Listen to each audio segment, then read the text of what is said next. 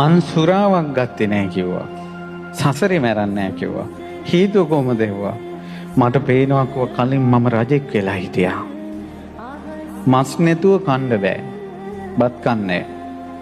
දවසක් අරක් කැමිය ගෙනාවු මස් බල්ලෙක් කාලා. මස් නෑ.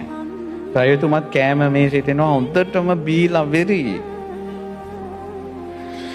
මහා බිසෝන් වහන්සේට අරක් කැමිය දුවගෙන ගිහිල්ලා කිව්වා බිසෝන් වහන්සේ පුදුම ප්‍රශ්නයක් මස් නෑ මං ඉවරයි අද. අරක් කැමිය අපේ රජුරෝ දරුවාට පුදුම ආදරෙයි. දරුවා ළඟට ගත්තට පස්සේ මාවවත් මතක නෑ. ඒ විලාවට කෑම අරන් වරින් කිව්වා. ඒතර මස් අමතක වෙයි කිව්වා. ඔන්න දැන් කෑම ගේන වෙලාවට බිසව ගිහිල්ලා විරි වෙලා ඉන්න රජුරවන්න දරුවා දුන්නා. ඊට පස්සේ ඒ දරුවා හුරතල් වෙවි ඉඳලා කෑම කිනවා. කෑම දැක්ක ගමන් දරුවා අමතක වුණා. කෝයකෝ මස් දන ගැහුවා. මස් නෑ රජතුමනි. මගේ විජිතේ මස් නෑ. අද පොයේ දවසක් රජතුමනි.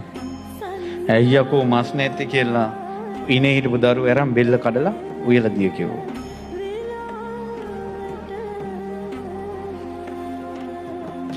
මේ සාරිපුත්ත මහරහතන් වහන්සේට සසරේ විච්ච වැරද්දා.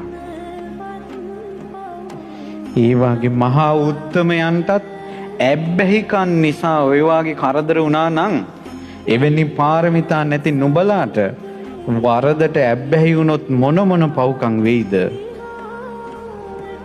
අන්න ඒකයි සිතන්න තියෙන්නේ දරුවනේ.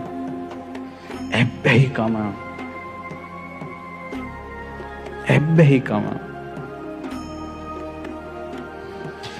බිසෝ කඩාගෙන වැටුණා. අරක් කැමියා වෙවුලනවා. අර මාංශය උයලා දුන්නා.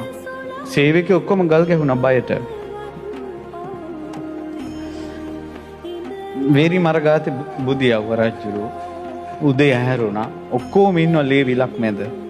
මොකද මේ උනේ කිව්වා. අනේ රජතුමනි මේ මාංශ ලෝභයට මේ දරුවා මැරුවානේ. අයියෝ මගේ ප්‍රියමනාප පුතා. රජුරෝ ඔළුව ගහගෙන කල්පනා කළා. බීපු නිසා මට මේක උනේ. තිත්ත වුණා බොන එක. කටට පස්සෙරන් ගහගත්තා. එපා බොන එක එපා කියලා තිත්ත වුණා රජුරවන්ට. ප්‍රාණඝාතයට නිරේට වැටෙන්නේ නැති. එදා ඉඳලා කවදාවත් බොණ්ඩ හිතෙන්නේ නැහැ. දැක්කද වරදක්